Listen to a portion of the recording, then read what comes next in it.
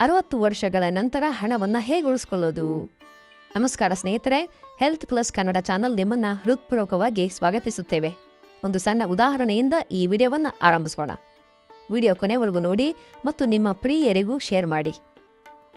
ರಮೇಶ್ ಅವರು 62 ವರ್ಷ ವಯಸ್ಸಿನವರು.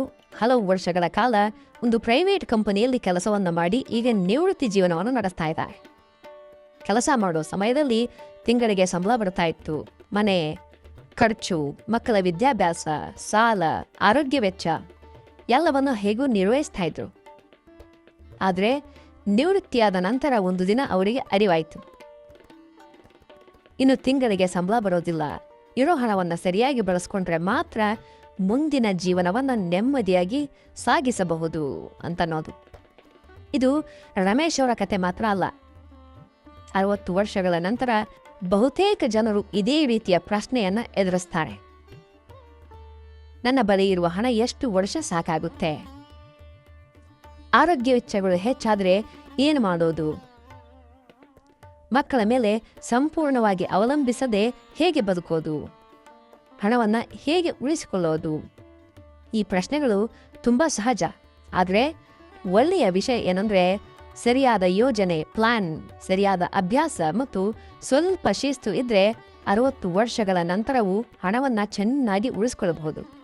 ಗೌರವದಿಂದ, ಆತ್ಮವಿಶ್ವಾಸದಿಂದ ಮತ್ತು ನೆಮ್ಮದಿಯಿಂದ ಜೀವನ ನಡೆಸಬಹುದು. ಇಂದಿನ ವಿಡಿಯೋದಲ್ಲಿ ನಾವು 60 ವರ್ಷಗಳ ನಂತರ ಹಣವನ್ನು ಹೇಗೆ ಉಳಿಸಿಕೊಳ್ಳಬೇಕು ಎಂಬುದನ್ನು ತುಂಬ ಸರಳವಾಗಿ ಪಾಯಿಂಟ್ ಸರಿಯಾಗಿ ತಿಳಿದುಕೊಳ್ಳೋಣ. 60 ವರ್ಷಗಳ ನಂತರ ಹಣ ನಿರ್ವಹಣೆ ಯಾಕೆ ಮಹತ್ವದ್ದು? 60 ವರ್ಷಗಳ ನಂತರ ಜೀವನದ ಸ್ವರೂಪ ಸ್ವಲ್ಪ ಬದಲಾಗುತ್ತೆ. ಕೆಲಸದ ಒತ್ತಡ ಕಡಿಮೆಯಾಗಬಹುದು, ಕುಟುಂಬದ ಜವಾಬ್ದಾರಿಗಳು ಕೆಲವೊಮ್ಮೆ ಕಡಿಮೆಯಾಗಬಹುದು. ಆದರೆ ಖರ್ಚುಗಳು ಸಂಪೂರ್ಣವಾಗಿ ನಿಲ್ಲೋದಿಲ್ಲ. ಮನೆ ಖರ್ಚಿರುತ್ತೆ, ಔಷಧಿ ಖರ್ಚಿರುತ್ತೆ, ಪ್ರಯಾಣ, ವಿದ್ಯುತ್, ಆಹಾರ, ಹಬ್ಬ ಕಾರ್ಯಕ್ರಮಗಳು, ಮೊಮ್ಮಕ್ಕಳಿಗೆ ಕೊಡುವ ಸಣ್ಣ ಉಡುಗೊರೆಗಳು ಇವೆಲ್ಲವೂ ಮುಂದುವರಿತವೆ. ಮುಖ್ಯವಾಗಿ ಆರೋಗ್ಯದ ವೆಚ್ಚಗಳು ವಯಸ್ಸಿನೊಂದಿಗೆ ಹೆಚ್ಚಾಗುವ ಸಾಧ್ಯತೆ ಇರುತ್ತೆ. ಅದಕ್ಕಾಗಿ ಈ ಹಂತದಲ್ಲಿ ಹಣ ಸಂಪಾದಿಸುವುದಕ್ಕಿಂತ ಹಣವನ್ನು ಉಳಿಸಿಕೊಳ್ಳೋದು ಮತ್ತು ಸರಿಯಾಗಿ ಬಳಸೋದು ಹೆಚ್ಚು ಮಹತ್ವದ್ದು. ಯೌವನದಲ್ಲಿ ತಪ್ಪು ಮಾಡಿದರೆ ಮತ್ತೆ ಸಂಪಾದಿಸಬಹುದು. ಆದರೆ ನಿವೃತ್ತಿಯ ನಂತರ ಹಣದ ತಪ್ಪು ನಿರ್ಧಾರಗಳು ಕೆಲವೊಮ್ಮೆ ದೊಡ್ಡ ಒತ್ತಡವನ್ನು ತರಬಹುದು. ಆದ್ದರಿಂದ 60 ವರ್ಷಗಳ ನಂತರ ಹಣಕಾಸು ಯೋಜನೆ ಎಂದರೆ ಕೇವಲ ಲೆಕ್ಕಾಚಾರ ಅಲ್ಲ, ಅದು ನಿಮ್ಮ ಸ್ವಾತಂತ್ರ್ಯ, ಗೌರವ ಮತ್ತು ಮನಃಶಾಂತಿಯ ರಕ್ಷಣೆ. ಈಗ ಮುಖ್ಯ ಅಂಶಗಳನ್ನು ಒಂದೊಂದಾಗಿ ನೋಡೋಣ. ಒಂದನೇದು, ಖರ್ಚುಗಳನ್ನು ನಿಯಂತ್ರಿಸೋದು ಹೇಗೆ ಅಂತ. 60 ವರ್ಷಗಳ ನಂತರ ಮೊದಲ ದೊಡ್ಡ ನಿಯಮ ಏನಂದರೆ, ಖರ್ಚು ನಿಮ್ಮ ಆದಾಯಕ್ಕಿಂತ ಕಡಿಮೆ ಇರಬೇಕು. ಇದು ತುಂಬ ಸರಳವಾಗಿ ಕೇಳಿಸುತ್ತೆ, ಆದರೆ ಜೀವನದಲ್ಲಿ ಅನೇಕ ಸಮಸ್ಯೆಗಳು ಇದೇ ನಿಯಮ ಪಾಲಿಸದ ಕಾರಣ ಬರುತ್ತವೆ. ನೀವು ತಿಂಗಳಿಗೆ ಪೆನ್ಷನ್, ಬಡ್ಡಿ, ಬಾಡಿಗೆ ಅಥವಾ ಬೇರೆ ಯಾವ ಮೂಲದಿಂದಲಾದರೂ ಆದಾಯ ಪಡಿತಾ ಇದ್ರೆ ಮೊದಲು ಒಂದು ಸರಳ ಲೆಕ್ಕವನ್ನು ಬರೀರಿ. ತಿಂಗಳಿಗೆ ಎಷ್ಟು ಹಣ ಬರ್ತಾ ಇದೆ? ತಿಂಗಳಿಗೆ ಎಷ್ಟು ಖರ್ಚಾಗ್ತಾ ಇದೆ? ಯಾವ ಖರ್ಚು ಅಗತ್ಯ, ಯಾವ ಖರ್ಚು ಕಡಿಮೆ ಮಾಡಬಹುದು? ಒಂದು ನೋಟ್ ಪುಸ್ತಕವನ್ನು ತೆಗೆದುಕೊಳ್ಳಿ ಅಥವಾ ಮೊಬೈಲ್ನಲ್ಲಿ ಸರಳವಾಗಿ ಬರೆದುಕೊಳ್ಳಿ. ಪ್ರತಿ ತಿಂಗಳ ಮೊದಲ ದಿನ ನಿಮ್ಮ ಆದಾಯವನ್ನು ಬರೆಯಿರಿ. ನಂತರ ಮನೆ ಬಾಡಿಗೆ ಅಥವಾ ನಿರ್ವಹಣೆ, ಆಹಾರ, ಔಷಧಿ, ವಿದ್ಯುತ್, ಫೋನ್, ಪ್ರಯಾಣ ಇವೆಲ್ಲವನ್ನು ಬೇರೆ ಬೇರೆ ವಿಭಾಗಗಳಾಗಿ ಬರೆಯಿರಿ. ಉದಾಹರಣೆಗೆ, ಶಾಂತಮ್ಮ ಅವರಿಗೆ ತಿಂಗಳಿಗೆ 25,000 ರೂಪಾಯಿ ಪೆನ್ಷನ್ ಬರುತ್ತೆ ಅಂತ ತಿಳ್ಕೊಳ್ಳೋಣ. ಅವರು ಮೊದಲ ಖರ್ಚುಗಳನ್ನು ಹೀಗೆ ಭಾಗ ಮಾಡ್ತಾರೆ: ಆಹಾರಕ್ಕೆ 8,000 ರೂಪಾಯಿ, ಔಷಧಿಗೆ 4,000 ರೂಪಾಯಿ, ಕರೆಂಟ್ ಬಿಲ್, ಫೋನ್, ಗ್ಯಾಸ್ಗೆ ಒಂದು 3,000 ರೂಪಾಯಿ, ಪ್ರಯಾಣ ಮತ್ತು ಸಣ್ಣ ಖರ್ಚುಗಳಿಗೆ 3,000 ರೂಪಾಯಿ. ಉಳಿದ ಹಣದಲ್ಲಿ 4,000 ರೂಪಾಯಿಯನ್ನ ಎಮರ್ಜೆನ್ಸಿ ಫಂಡ್ ಅಂತ ಇಡ್ತಾರೆ. ಮತ್ತೆ 3,000 ರೂಪಾಯಿಯನ್ನ ಚಿಕ್ಕಪುಟ್ಟ ಸಂತೋಷಗಳಿಗೆ ಇಡ್ತಾರೆ. ಈ ರೀತಿ ವಿಭಾಗ ಮಾಡಿದ್ರೆ ಹಣ ಎಲ್ಲಿ ಹೋಗ್ತಾ ಇದೆ ಅನ್ನೋದು ಸ್ಪಷ್ಟವಾಗುತ್ತೆ. ಸ್ಪಷ್ಟತೆ ಬಂದರೆ ನಿಯಂತ್ರಣ ಸುಲಭವಾಗುತ್ತೆ. ಖರ್ಚನ್ನು ನಿಯಂತ್ರಿಸುವುದು ಅಂದರೆ ಸಂತೋಷಗಳನ್ನು ಬಿಟ್ಟು ಬಿಡೋದಲ್ಲ, ಅಗತ್ಯವಿರೋದಕ್ಕೆ ಖರ್ಚನ್ನು ಮಾಡಿ ಅಗತ್ಯವಿಲ್ಲದ ಕಡೆ ಜಾಗ್ರತೆ ವಹಿಸೋದು. ಇನ್ನು ಎರಡನೇದು, ಅನಗತ್ಯ ಖರ್ಚುಗಳನ್ನು ತಗ್ಗಿಸುವ ವಿಧಾನಗಳು. ಹಣ ಉಳಿಸೋದಕ್ಕೆ ದೊಡ್ಡ ಆದಾಯ ಬೇಕು ಅಂತ ಹಲವರು ಭಾವಿಸ್ತಾರೆ. ಆದರೆ ಅನೇಕ ಬಾರಿ ಹಣ ಉಳಿಯದಿರುವ ಕಾರಣ ದೊಡ್ಡ ಖರ್ಚುಗಳಲ್ಲ, ಸಣ್ಣ ಸಣ್ಣ ಅನಗತ್ಯ ಖರ್ಚುಗಳು. ಪ್ರತಿದಿನ ಬೇಕಿಲ್ಲದ ವಸ್ತುಗಳನ್ನು ಖರೀದಿಸೋದು, ಆಫರ್ ಇದೆ ಅಂಥೇಳಿ ಅನಗತ್ಯವಾಗಿ ಖರ್ಚನ್ನು ಮಾಡೋದು, ಬಳಸದ ಸಬ್ಸ್ಕ್ರಿಪ್ಷನ್ಗಳಿಗಾಗಿ ಹಣ ಕೊಡೋದು, ಅತಿಯಾದ ಸಮಾರಂಭ ಖರ್ಚು ಇವು ನಿಧಾನವಾಗಿ ಉಳಿತಾಯವನ್ನು ಕಡಿಮೆ ಮಾಡುತ್ತವೆ. 60 ವರ್ಷಗಳ ನಂತರ ಒಂದು ಸರಳ ನಿಯಮ ಅನುಸರಿಸಬಹುದು. ಯಾವುದೇ ವಸ್ತು ಖರೀದಿಸುವ ಮೊದಲು ನಿಮ್ಮನ್ನು ನೀವು 3 ಪ್ರಶ್ನೆಯನ್ನು ಕೇಳ್ಕೊಳ್ಳಿ. ಇದು ನಿಜವಾಗಿಯೂ ನನಗೆ ಬೇಕೇ? ಇದನ್ನು ಖರೀದಿಸದೇ ಇದ್ರೆ ನನಗೆ ದೊಡ್ಡ ತೊಂದರೆ ಆಗುತ್ತಾ? ಇದರ ಬದಲು ಕಡಿಮೆ ವೆಚ್ಚದ ಉತ್ತಮ ಆಯ್ಕೆ ಇದೆಯಾ?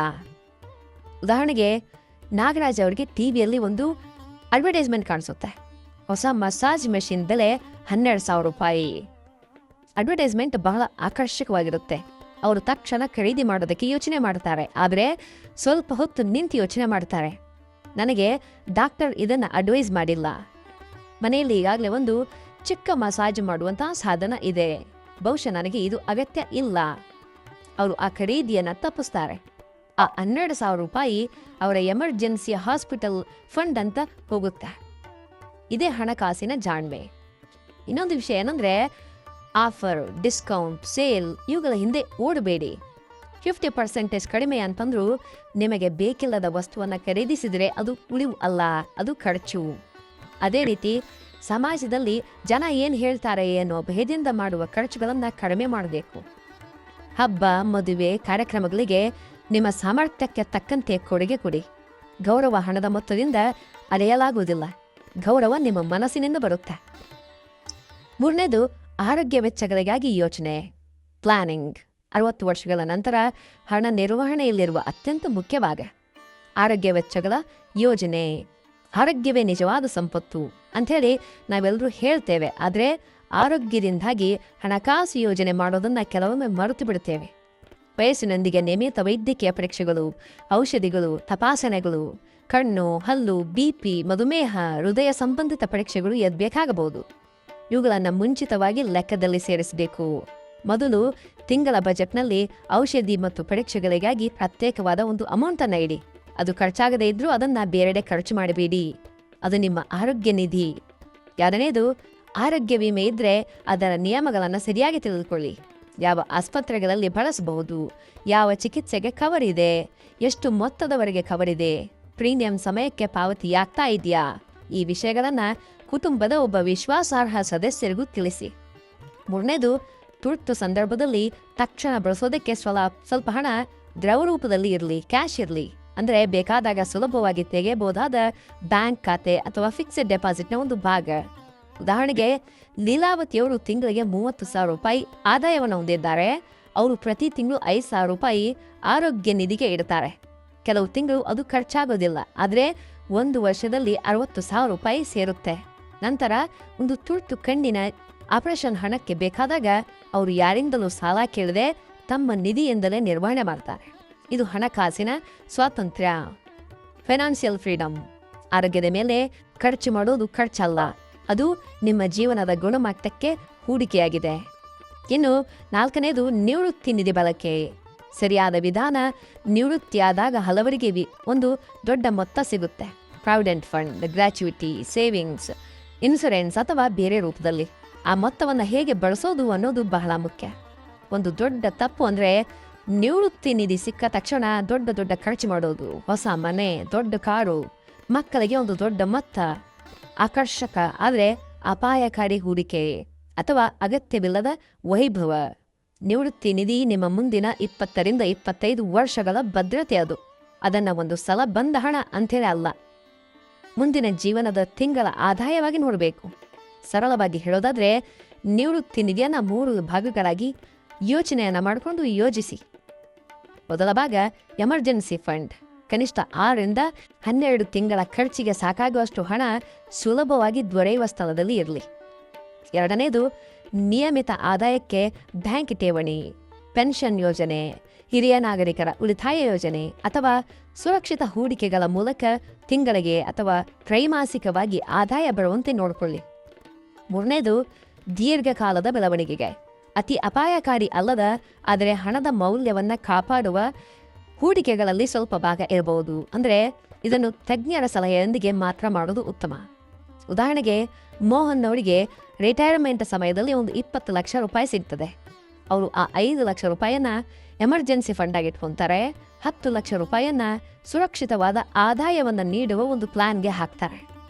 ಉಳಿದ 5 ಲಕ್ಷವನ್ನ ದೀರ್ಘಕಾಲಿಕ ಲಾಂಗ್ ಟರ್ಮ್ ಸೇವಿಂಗ್ಸ್ ಅಂತ ಮತ್ತು ಕುಟುಂಬದ ಅಗತ್ಯಗಳಿಗೆ ಯೋಚನೆಯನ್ನು ಮಾಡ್ತಾರೆ. ಅವರು ಸಂಪೂರ್ಣ ಹಣವನ್ನು ಒಂದೇ ಕಡೆ ಹಾಕಲಿಲ್ಲ, ಒಂದೇ ಸಲ ಖರ್ಚು ಕೂಡ ಮಾಡಲಿಲ್ಲ. ಅದರಿಂದ ಅವರಿಗೆ ಮನಃಶಾಂತಿ ಸಿಕ್ತು. ಇಲ್ಲಿ ಒಂದು ಪ್ರಮುಖ ಎಚ್ಚರಿಕೆ ಏನಂದ್ರೆ, ಯಾರಾದರೂ ನಿಮ್ಮ ಹಣವನ್ನು 2 ವರ್ಷದಲ್ಲಿ ಡಬಲ್ ಮಾಡ್ತೇನೆ ಅಂದರೆ ಜಾಗ್ರತೆ ಇರಲಿ. ನಿವೃತ್ತಿಯ ನಂತರ ಹಣದ ಸುರಕ್ಷತೆ ಹಣದ ವೇಗದ ಬೆಳವಣಿಗೆಗಿಂತ ಹೆಚ್ಚು ಮುಖ್ಯ. ಸಣ್ಣ ಹೂಡಿಕೆಗಳ ಮಹತ್ವ. 5ನೇದು, ಹಲವರಿಗೆ 60 ವರ್ಷಗಳ ನಂತರ ಹೂಡಿಕೆ ಅಂದರೆ ಭಯ ಆಗುತ್ತೆ. ಈ ವಯಸ್ಸಿನಲ್ಲಿ ಇನ್ನೇನು ಹೂಡಿಕೆ ಅಂತ ಯೋಚನೆ ಮಾಡ್ತಾರೆ. ಆದರೆ ಸಣ್ಣ ಸುರಕ್ಷಿತ ಮತ್ತು ಸರಿಯಾದ ಹೂಡಿಕೆಗಳು ಹಣ ಉಳಿಸಿಕೊಳ್ಳೋದಕ್ಕೆ ಸಹಾಯವನ್ನು ಮಾಡ್ತವೆ. ಹೂಡಿಕೆ ಅಂದರೆ ಯಾವಾಗಲೂ ಶೇರ್ ಮಾರುಕಟ್ಟೆ ಅಥವಾ ಅಪಾಯಕಾರಿ ಯೋಜನೆಗಳೇ ಅಲ್ಲ. Bank fixed deposit, post office savings plans, ಹಿರಿಯ ನಾಗರಿಕರಿಗೆ ಇರುವ ಕೆಲವು ಸರ್ಕಾರದ ಯೋಜನೆಗಳು, ಚಿನ್ನದ ಬಾಂಡ್ಗಳು ಅಥವಾ ಕಡಿಮೆ ಅಪಾಯದ ಹೂಡಿಕೆಗಳು ಕೂಡ ಇರಬಹುದು. ಮುಖ್ಯವಾಗಿ ನಿಮ್ಮ ವಯಸ್ಸು, ಆರೋಗ್ಯ, ಕುಟುಂಬದ ಪರಿಸ್ಥಿತಿ ಮತ್ತು ತಿಂಗಳ ಖರ್ಚುಗಳನ್ನು ನೋಡಿಕೊಂಡು ಹೂಡಿಕೆ ಮಾಡಬೇಕು. ಸ್ವಲ್ಪ ಹೂಡಿಕೆಯ 3 ಲಾಭಗಳಿವೆ.